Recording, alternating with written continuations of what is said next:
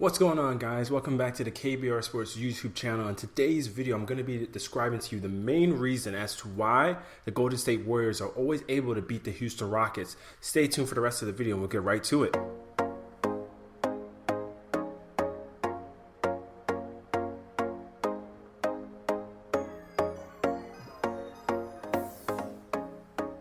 Alright guys, welcome back to the KBR Sports YouTube channel. If you want more basketball videos or NFL content similar to this video, make sure you go ahead and hit the subscribe button so that way you don't miss out on any future videos. And also follow my social media handles below, where I also give you guys more conversation topics and my thoughts on these different and kind of sports related topics and so on. So guys, make sure you go ahead and follow those, and we'll jump right into today's video, because I've noticed that it seems as though even for all the past few years since the Warriors won their first championship, it feels as though the Houston Rockets have been their main adversary in so many respects. And they have been. I mean, the Warriors and Rockets have played a combined, at least even in the postseason, 23 games against each other. And they played each other in every single postseason dating back to their 2015 championship. Now, the main reason why we probably see them as the main adversary to the Warriors is because they've put themselves as that. Like their GM Daryl Morey said, they built a team to beat the Golden State Warriors. So with that proclamation, you are going to have yourself, you're going to put yourself as that claim to being their main adversary, at least in the Western Conference. And they were the closest team to beating the Warriors in the Western Conference over the course of this 3 to 4 year run that the Warriors have had. They've been the closest team to actually knock them out. I would say 5 years, because it's been since 2014-15 season.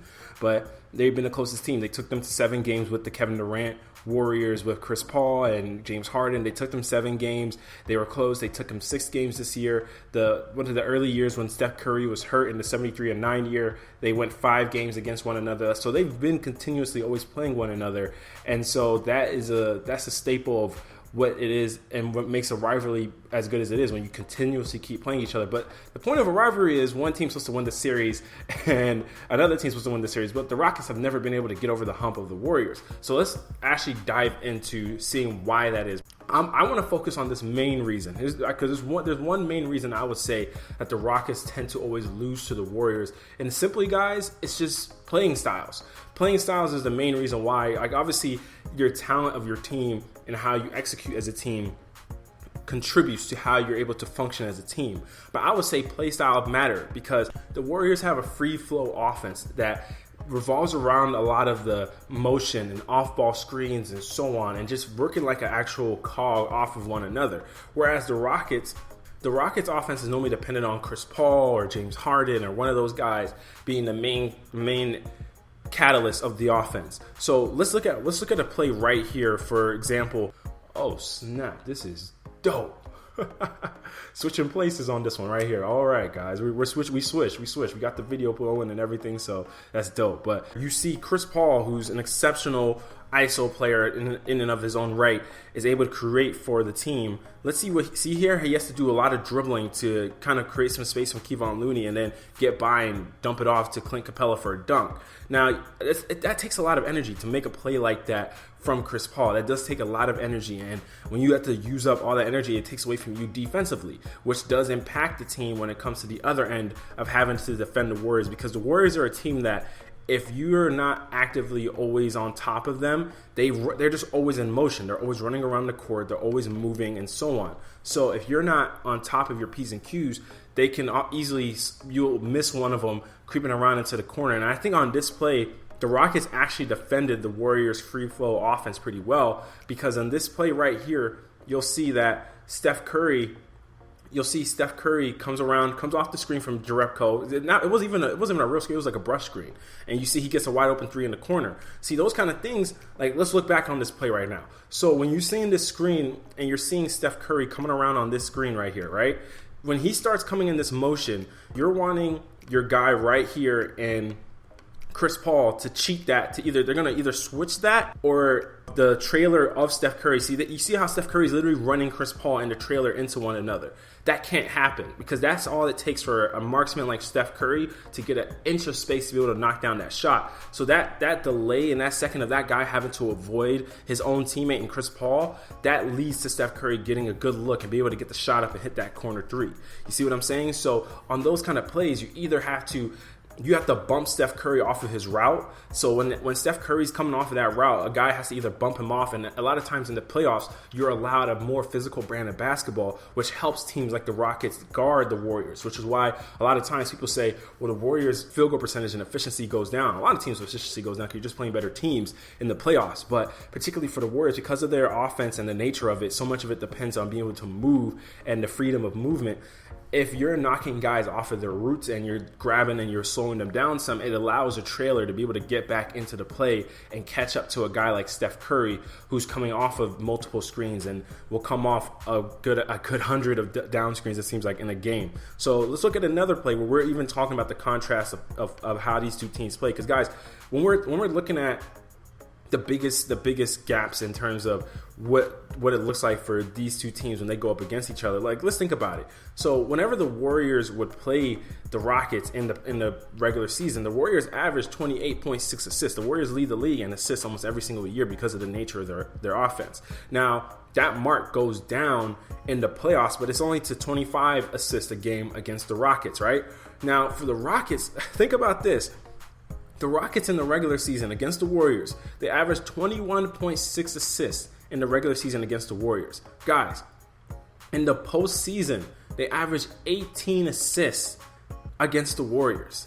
18 assists. So that means a lot of the Rockets' offense it's revolved around the fact of James Harden and Chris Paul consistently doing dribble moves, trying to create space for whomever to get themselves a good shot.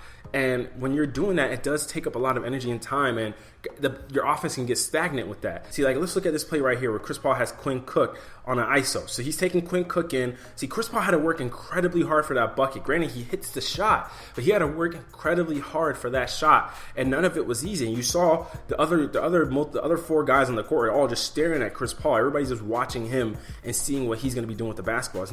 Nobody else really poses a threat except for their spot up shooting ability. So when you have an offense like that that's so dependent on two guys, it's really tough to be able to consistently have dribble penetration threats and creation, and have guys that can create on the floor. And that's one of the big keys to the Warriors. And when I say the style of play being the big difference between the two teams, because the Warriors have so much versatility, it's so hard to guard. See, when it comes to the Warriors offense, like, let's look at this play right here for the Warriors, right? You see Jordan Bell kicks it out to Andre Iguodala, who then passes to Jonas Jerebko, who gives it back to Iguodala because of the fact that the initial penetration of Steph Curry created that, right? And because Steph Curry, his shooting ability, the defense breaks down from the minute he passes half court, because you either have to trap on Steph and get the ball out of his hands, which is what has made Draymond Green such a viable threat on offense rolling to the basket. You see, and the problem with the Houston Rockets is that a lot of their offense revolves around pick and roll for James Harden, trying to force and search out switches all the time on offense. So if you're searching out switches, it's going to be tough a lot of the times when you're consistently having to run pick and roll. And the Warriors have implemented a lot of ways on how to guard this, because you can either switch on a pick and roll, you can hedge, or you can trap. Okay, so the Warriors, what they tend to do is that what they were trying to do in order to hide Steph Curry is that they would hedge really hard. Like, they would run the screen where they would have Steph Curry pop out on the screen, and he would hedge really hard, so that way the guy in Andre Iguodala can recover back to his man. As you'll see right here, They have Steph hedge super hard so that Andre Iguodala can recover back to the play and get back on James Harden. And then they do the same thing over and over again to try and force the switch. But when you keep running that, you're searching out switches, you're just dribbling down the shot clock. You know what I'm saying? So it becomes tougher. Your offense isn't natural. It's a gimmick offense in ways. Like, even though you're searching out switches, which is what you should be doing, you should be running an offense to try and force a switch and force a mismatch. You're not running your natural offense, so a lot of it is gimmicky, and it's not as free flowing as it normally would be. See right here, you'll see they actually got the switch, but because the Warriors are so versatile, you see Kevon Looney is all over James Harden, and you see he knows how to contest him to the side without fouling him on the step back. So those are key points that the Warriors are very disciplined with. And you'll see here, Alonzo McKinney, he has the same matchup where he's guarding James Harden off a switch, and James Harden gets the switch and he resorts to the step back. Even though it did get called a foul, because of the fact that the Warriors are so versatile, they have multiple long defenders and guys that can switch on to James Harden. And because they work like a string on defense,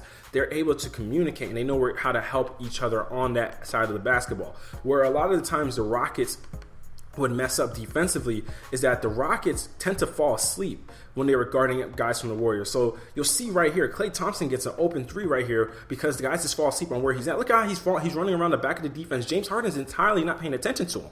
So those are things that you can't have happen if you're playing against the Warriors, because those are easy buckets for the Warriors, and they're a team that a lead can go from 6 to 9 to 12 to 15 like that. You know what I'm saying? It just compounds. And so you can't have slip-ups on defense like that, because it easily, for them, they can turn that into a 30, 40-point quarter easily. We've seen them be able to do that. And for the Rockets, a lot of the reasons why they struggle against the Warriors, because the Warriors force them to take Clint Capella off of the court. Because if you want to be able to run around and follow guys on screens all the time, you have to be able to have a guy who can chase those screens around. But the Warriors make it so that they can have Clint Capella be forced into impractical situations where even if you might have the disadvantage on rebounding, because Clint Capella is he's such a hindrance in so many ways. Like the gain that you get from him rebounding wise and offensively in terms of lobs at the basket, the Warriors are so good at defending that with Draymond Green.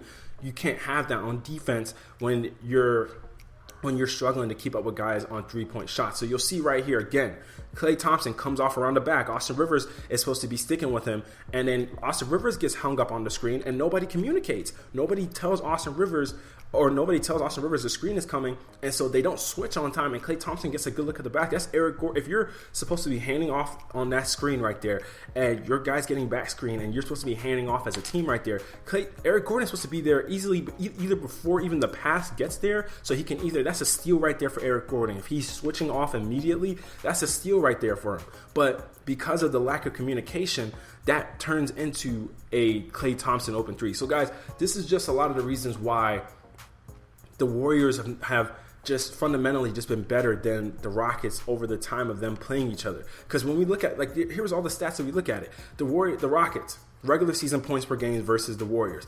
109.5 goes down to 100. The field goal percentage, their field goal percentage in the regular season, 43%. They still shoot the same three-point percentage, 32%, but then their field goal percentage drops to 42.4%. So 42.4%, you're not efficient at all. Now, you go ahead and compare that to the Warriors, and the Warriors in regards to their field goal percentage in the regular season field goal percentage for the Warriors, 49%, and their points per game, 115, 3-point percentage, 37.6. I already gave you the assist numbers, but then you look at the playoffs, the Warriors still are 47% shooting-wise against the Rockets in the playoffs. And then they go to 3-point percentage, they're still shooting 37%. So if a team is still being remotely efficient against you, it's so tough for you to be able to try and knock them off when all the benefits of the postseason basketball that you're supposed to have, you're technically not able to implement them against this team. And James Harden, the biggest thing that he's able to do is get teams in foul trouble. Well, in the regular season, he is attempting 11 free throws. Coming to the playoffs, he averages 8.9. So you see the dip there in the free throws. And his points per game versus the Warriors he does use the ball a lot more in the playoffs against the Warriors, where he's averaging 29.7 points against them in the playoffs. But his field goal percentage is 43% against them. And his playoff 3-point percentage against the Warriors, 31.6%. So if your best player is pretty much just being inefficient and he's not getting to the free throw line with the propensity that he does in the regular season, that's going to be a big cause for concern, and the reason why you're not going to be able to overcome that foe when they're essentially still efficient all over the board. Steph Curry, he's against the Rockets, he averages 25, 5, and 5, shooting 46% from the field and 37% from the three-point line. So when their best player, and I didn't even realize Kevin Durant's numbers, but when their best players are still being efficient, it's going to be kind of tough to beat that team. But guys, I just wanted to do a quick video just kind of breaking down all the different aspects of how I see that, the differences between these teams and the reason why the Rockets just haven't been able to overcome that hump in the Golden State Warriors. And let me know you guys' thoughts. What do you think? Why do you think the Warriors can never or the Rockets can never overcome that hump of the Warriors? You think you agree with me? It's in regards to styles make fights, and the styles just don't mesh together when you're going up against it, or do you think it's a different reason? Let me know your comments down below in the comment section, guys, and don't forget to leave a like on this video. Make sure you subscribe, and of course, guys, I always appreciate to hear your feedback, and make sure you follow me on all those different mediums like I listed before. Guys, until next time, I'm out.